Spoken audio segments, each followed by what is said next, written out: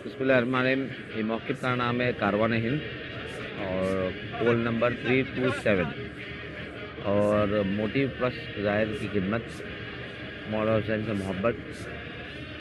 अपने एशियन लोग का एक ऐसा रहने की जगह जहाँ सब सर्विस मिले उनको, रहने खाने से पीने से नहाने से हर चीज़, सोने से, एसी में सोने से, ठंडे में सोने से, डॉक्टर सब फैसिलिटी मिले। ये मोटिव जब मैं चलता था 2013 में चला, मैं पहली बार मची किया, कि उससे पहले 2012 में हम सीरिया जाते थे। तो 2013 में जब सीरिया बंद हुआ तो हम 2013 में यहाँ चले। तो वो जब चलते वक्त ठंडी थी, सर्दी थी, दिसंबर का टाइम था। तो चलते वक्त मैं और मेरा एक दोस्त चल रहे थे। तो ठंडी में तो पता है हमको चाय की बहुत तलब लगती है, तो मुझे चाय पीने का बहुत शौक़ मन हुआ। मगर यहाँ इराकी चाय मिल रही है, चाय तो बहुत मिल रही है, खाना तो बहुत मिल रहा है, मगर हमारा उर्दू ज़बान वाले लोग का खाना, इंडियन पाकिस्तान एशियन चाय नहीं मिल रही। बस रास्ते में चलते वक्त ये रोड का मौजूदा है। रास्ते में चलते वक्त दुआ किया, खुदा मुझे भी ऐसा मौका दे कि मैं भी ज़ायरीन की खिदमत करूँ खुलूस दिल से। मैं जैसा, ये मेरा बचपन से ही है कि मैं जो भी करता हूँ बहुत अच्छी तरह से करता हूँ और कोशिश करता हूँ दी बेस्ट देने को। दुआ मांगा, दुआ कबूल हुई। ऑन द स्पॉट में एक मौक़िफ़ पे टर्न हुआ और वो मौक़िफ़ में घुसा। सीरियसली लिटरली मैं आज भी याद करता हूँ, मेरे रोंगटे खड़े हो जाते हैं, मेरे आँख में से आंसू निकल जाता है कि मैं मौक़िफ़ पे वो टर्न हुआ, वहाँ पर जाके बैठा। रात को तो करीब 2-2:30 बजे थे, 2-2:30 बजे मैं बैठा वहाँ पर। उतने में ये इराकी लोकल जो अभी है हमारे साथ में, वो बाहर आया। उसने मुझे पूछा कुछ खाओगे, ऑरेंजेस खाओगे, और इंग्लिश में पूछा। तो बोला आप इंग्लिश में बात करो, आप इराकी हो। तो बोले मैं इराकी हूँ मगर मैं लंदन में रहता हूँ। तो मैंने उससे बात किया और उससे नंबर लिया। बोला मेरे को भी खोलना है। तो उसने बोला इंशाल्लाह, मैंने बोला इंशाल्लाह। फिर हमारा बातों का सिलसिला चलते रहा 2 साल 3 साल। जब हम 2015 में मैं हज पे जा रहा था और ये लोकल भी हज पे जा रहा था, तो इसने बोला हम लोग मदीना में मिलेंगे। तो ये एक्चुअली मौक़िफ़ की इब्तिदा मदीना में हुई। मदीना में जन्नतुल बकी के पास रसूल खुदा के रोज़े के पीछे उनकी होटल में मैं गया। तो उनका एक दोस्त था, दोस्त है अभी भी, मुफीद, वो मिला। उन्होंने बोला मैं मौक़िफ़ की जगह दूंगा तुमको फ्री में, फ़ी सबीलिल्लाह, मगर पीछे है रोड में। ये रोड से ये हिस्सा है ना, ये हिस्सा इतना का पीछे है। तो मैं बोला चलेगा पीछे। तो उन्होंने मेरे को जगह दिया और 2016 में हमने 11,000 स्क्वायर फीट से चालू किया। उसके बाद में 22,000 स्क्वायर फीट हुई। उसके बाद में हमको ऑप्शन मिला, मेन रोड से लेके 5.5 एकड़ ले ली हमने जगह। तो अल्हम्दुलिल्लाह ये 5.5 एकड़ जगह है। और मेन तो मेरा जो मौक़िफ़ पे मिलना, वहाँ लोकल को मिलना, ये बहुत बड़ा मौजूदा है। इसलिए कि ये इसकी आदत है, सुबह 6 बजे उठ जाता है और रात को 9 बजे सो जाता है। एक आदमी अचानक मिला तो हम लोग का डिस्कशन होता है नॉर्मली कि यार मैं अगर एक पोल आगे चले जाता, या मैं एक मौक़िफ़ आगे चले जाता, एक मौक़िफ़ पीछे चले जाता, तो आप और मैं मिलते नहीं और ये काम नहीं होता।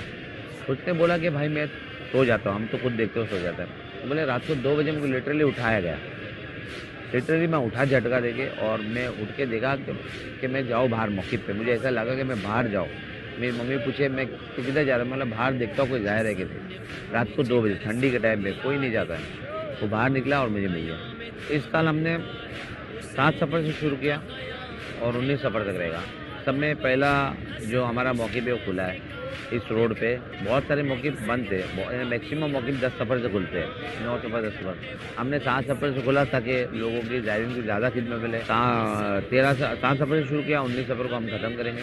और इसमें टोटली 7,000 लोग सोते हैं, जेंट्स लेडीज़ मिला के। ऊपर नीचे मेन हॉल है और पीछे हमने टेंट भी बनाया 2,000 लोग के लिए, जो बहुत बड़ा टेंट है।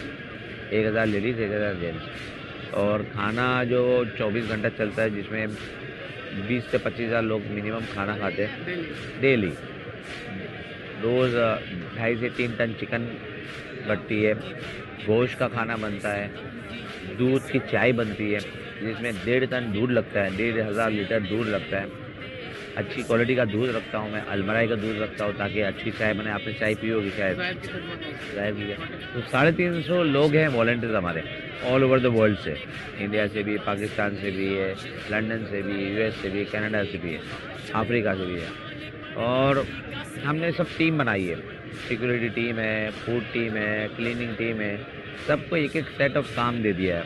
कि आपको यही करना है और ये टाइम से ये टाइम पर करना है। तो अल्हम्दुलिल्लाह ये सब लोग अपने खुलूस दिल से ज़ाहिर है मौला हुसैन की खिदमत कर रहे हैं। तभी आप देखो इतना मौके पे रश होने के बाद आपको कचरा नहीं दिखेगा, क्योंकि वो क्लीनिंग टीम के लोग पूरे लगे रहते हैं प्रॉपरली क्लीन, कचरा लेके बाहर फेंकना, हर चीज़। बाथरूम में आप जाओगे तो आपको खुशबू दिखेगी। हमारे लोग मशहद से भी आए, ईरानी तलबा है, पाकिस्तानी तलबा है जो मशहद से आए, तो वो पूरे मेहनत करते हैं। खाने में एक टीम है हमारी, वॉशरूम की टीम है, डॉक्टर की टीम है, मसाज टीम है, सब अलग अलग टीम हमने बांट दी। ऊपर के हॉल की टीम है, नीचे के हॉल की टीम है। तो आपको वॉलंटियर्स दिखते रहेंगे मुख्तलिफ चीज़ों के लिए। मेरा जो पर्सनल बिलीव है और कि ये जो है ना, ये जो अरबईन का वॉक ये ट्रायल है, क्योंकि सब ने बताया है और हर जगह लिखा भी है कि मौला आएंगे तो नजफ़ में रुकेंगे, मस्जिद कूफा में उनका सेंटर होगा। अब जब मस्जिद कूफा में सेंटर होगा तो लोग भी आएंगे और तादाद में लोग आएंगे। तो ये तादाद में लोग आएंगे तो रुकेंगे कहाँ? कूफा में तो इतना नहीं रुक सकते, तो ये मौक़िफ़ में रुकेंगे। तो ये एक ट्रायल है लोगों के आने की, जाने की। और उससे पहले मतलब एक पिक्चर आने से पहले एक ट्रायल होती है, एक कोई भी चीज़ की एक रिहर्सल होती है। ये रिहर्सल है मौला आने की। ये मौक़िफ़ जो है कि इसका सिस्टम बना रहे हैं, इसका सब चीज़ बना रहे हैं, और जब मौला आएंगे तो ये पूरा सिस्टम खुलेगा और ये पूरा सिस्टम साल भर चलेगा। ये मेरा पर्सनल बिलीव है और ये पर्सनल मानना है क्योंकि आपके बिलीव पे सब कुछ है।